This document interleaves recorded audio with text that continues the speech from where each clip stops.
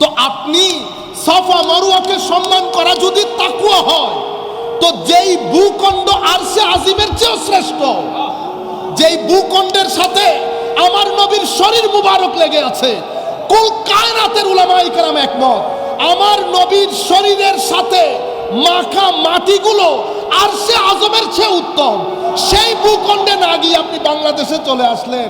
এটা হলো তাকওয়া, এটা হলো হজের আকীদার ডাইমেনশন, হজের আকীদার ডাইমেনশন। তার মানে আমি যখন এখান থেকে বের হচ্ছি, আমার ভিতরে দুইটা খুশি থাকবে, একটা বাইতুল্লাহ দেখার খুশি আর একটা বাইতুল্লাহ দেখার খুশি।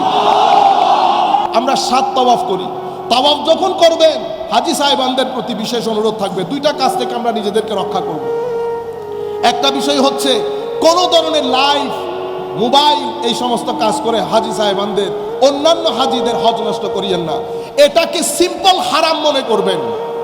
আর অতিরিক্ত দোয়া অবশ্যই পড়বেন, কিন্তু আপনি দোয়া পড়তে গিয়ে ওই ইমোশন, ডিভোশন, সাবমিশন এটা মিস করে ফেলেছেন, ট্রেন চলে গেছে।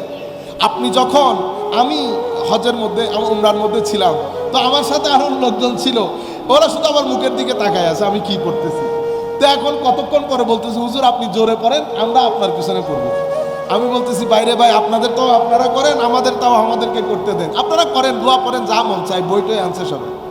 তো তবু পিছনে একটা বিরক্তির কারণ হয়ে দাঁড়িয়েছে। আমি বলতেছি, বিশ্বাস করেন আমি কোনো দোয়া পড়তেছি না, দোয়া পড়তেছেন না, আপনারা আমাদেরকে দোয়া শিখান, হলাম আমি কাউকে দোয়া শিখাই না। সুন্নতে রাসূল সাল্লাল্লাহু আলাইহি ওয়াসাল্লামের মধ্যে যা আছে আপনি পড়েন। তখন আমি বলছি, আচ্ছা ঠিক আছে, তাওয়াফের পরে বলবো। কথাবার্তা তাওয়াফ শেষ হয়েছে, পরে বলতেছে, হুজুর ঘটনা কি? আল্লাহ, আমার ভাই যেখানে তাওয়াফ করছেন, হাঁটছেন পা লাগিয়ে লাগিয়ে, সেই জায়গার মধ্যে নবীরা হেঁটেছে, আমার নবী হেঁটেছেন, আবু বকর, উমর, উসমান ও আলী হেঁটেছেন, আলে বাইত রাসূলের সূর্য যারা, তারা হেঁটেছে, কুল কায়নাতের আইম্মা, মুজতাহিদিন, আউলিয়া, সালেহিন, মাশায়েখ, সালাসিনে তরিকত সবাই হেঁটেছে। এমন জায়গার মধ্যে যে আল্লাহ আমাদেরকে হাঁটার সুযোগ করে দিয়েছেন, ও ভাই প্রশংসা শেষ করতে পারছি না। আবার দোয়া করবো কখন? দোয়া কি? আল্লাহ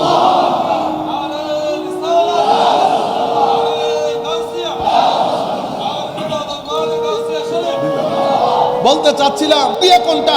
শুকরিয়া, আল্লাহর দরবারে শুকরিয়া আদায় করে বলছি, ইয়া রাসূলুল্লাহ, সালাতু ওয়াস সালামু আলাইকা ইয়া রাসূলুল্লাহ। হুজুর আপনার ওসিলা না হইলে এই জায়গায় হাঁটার সুযোগ পাইতাম না। তো আমি আপনাদেরকে বলছি, এটা হজের emotional side, devotional side, submission, যেটাকে বলে সাবমিসিভ হওয়া। আপনি এই জিনিসগুলা ভিতর থেকে আসে, জিনিসগুলাকে ফিল করার চেষ্টা করেন। এরপরে সাই যখন করেন, আপনি হযরত আল্লাহর একজন নবী, আপনারা জানেন কি ঘটনা ঘটেছে। উনি দৌড়েছে, আপনিও দৌড়াচ্ছেন, এখানে কোনো ফিলোসফি নাই, কোনো কারণ নাই। আমার আল্লাহ বলেছে, আমার বান্দা দৌড়েছে, আমার ভালো লেগেছে, তুমিও দৌড়াও, বস, কোনো কথা নেই। মওলা শুধু শুধু কেমনে দৌড়াবো?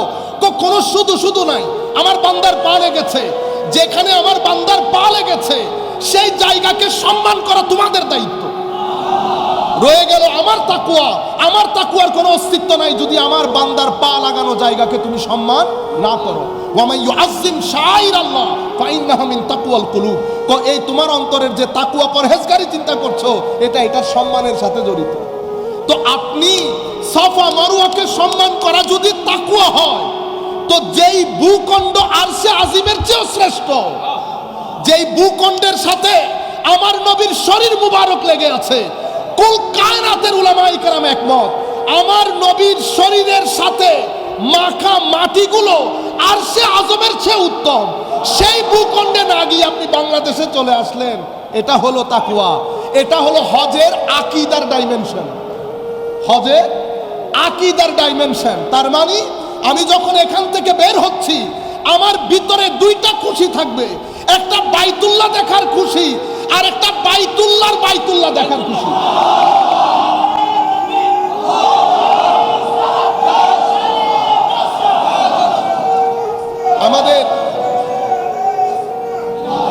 আমাদের অনেক ভাই, কারণ এটা তো এই যুগটাকে বলে, আমি এই যুগের নাম দিয়েছি age of confusion and materialism.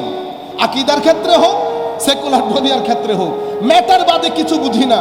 মনে রাখবেন, আহলুস সুন্নাহ ওয়াল জামাত দূরের কথা, সত্যিকার মুমিন যদি কোনো বান্দা হয়, সেই ব্যক্তির অন্তরে আমার নবীর বাড়ি দেখার খুশি যদি না থাকে, আল্লাহর ওয়াস্তে হজে যাইস, হজে যাইস।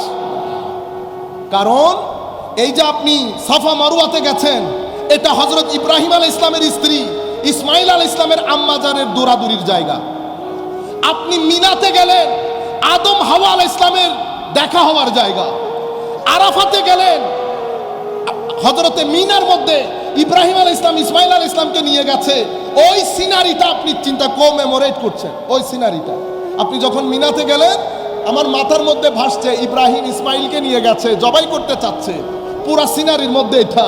আরাফার মধ্যে আসলাম, আদম আলাইহিস ইসলাম হাওয়া আলাইহিস ইসলামের ওই সিনারি আমার মাথার মধ্যে। মুজদালিফা হয়ে আবার মিনাই গেলাম, সিনারি একই।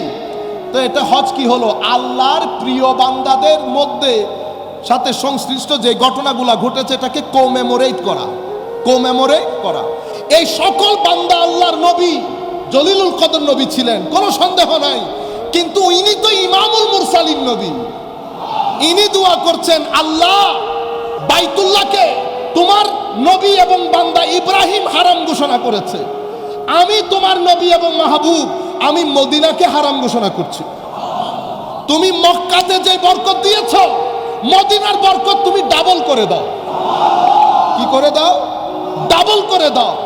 এবং সাহাবাই কেরামকে বলতেন, কিছু সাহাবী যখন কোনো কিছুর কারণে, ফাইন্যান্সিয়াল ক্রাইসিসের কারণে মদিনা ছেড়ে চলে যেতে চাইতেন, আমার নবী নিরুৎসাহিত করতেন, বলতেন মদিনার মধ্যে থাকো, যেই ব্যক্তি মদিনায় মারা যাবে আমি তার জন্য শাফাআত করব। মদিনার মধ্যে দাজ্জাল ঢুকতে পারবে না। মদিনার সাথে যে চালাকি করতে চাইবে, লবণ যেমন পানির মধ্যে ধ্বংস হয়, সেই ব্যক্তি সেভাবে ধ্বংস হবে। মদিনার মধ্যে ইমানের গ্যারান্টি আছে। কেন? তো শেষ বিকেলেও পুরা পৃথিবী থেকে যখন ইমান পলায়ন করে চলে আসবে, তখনও ইমান মদিনায় আসবে, তখনও ইমান মদিনায় আসবে। মদিনার মধ্যে আমার ঘর, আমার মিম্বরের মাঝখানে কেউ যদি জান্নাত দেখতে চাও, তো সেটা আমার ঘর আর মিম্বরের মাঝখানে আছে, রিয়াদুল জান্নাত। এমন মদিনা, এমন মোহাব্বতের মদিনা, যেই মদিনাকে বুখারী মুসলিম হাদিসে পাকের কিতাব পড়লে আপনার গায়ের লোম দাঁড়িয়ে যাবে। কি আন্দাজে আমার নবী মদিনাকে প্রমোট করেছেন, কি আন্দাজে আমার নবী মদিনাকে হাইলাইট করেছেন।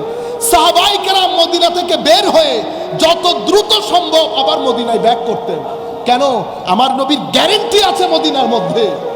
কিন্তু তাহলে মক্কা এবং মদিনা, হ্যাঁ এখানে সিম্বলিক কিছু বিষয় আছে। বাইতুল্লাহ শরীফ আছে, বাইতুল্লাহ আল্লাহর ঘর, কোনো সন্দেহ নাই। কিন্তু মনে রাখবেন, মুমিনের কলব, মুমিনের দিল এক বাইতুল্লাহর চেয়েও অনেক বেশি ফজিলতপূর্ণ। কারণ এটা তো ঘর বানিয়েছেন ইব্রাহিম, আর আমার এটা বানিয়েছেন খুদ আল্লাহ রাব্বুল আলামিন। আপনারা বুঝতে পেরেছেন? হযরতে ফারুকে আজম বলছে, হাজরে আসওয়াদ আমি তোমাকে চুমু দিচ্ছি, কারণ আমার নবীকে আমি চুমু দিতে দেখেছি। রয়ে গেল তুমি হাজরে আসওয়াদ, তো তোমার চেয়ে একজন মুমিনের সম্মানের ফজিলত অনেক বেশি। আমরা এখন আজীব আকীদা শিক্ষা দিচ্ছি। আমাদের ভাইয়েরা হজেরে 8 দিন করে, বিশেষ করে ইংল্যান্ড আমেরিকা থেকে যারা আসে 8 দিন করে 4 দিন করে চলে যায়, মদিনা শরীফ যেতে হয় না। আপনি আকীদা ট্রেন লস করে ফেলেছেন, আকীদা ট্রেন লস করে ফেলেছেন। এখানে শারীরিক শক্তি, এখানে ডিভোশন এবং আকীদা, এই তিনটার সংমিশ্রণে হজ। মাওলাই করিম আমাদের হামিও নাসির হোক। মাওলাই করিম আমাদেরকে তৌফিক দান করুক, বুঝার তৌফিক দান করুক।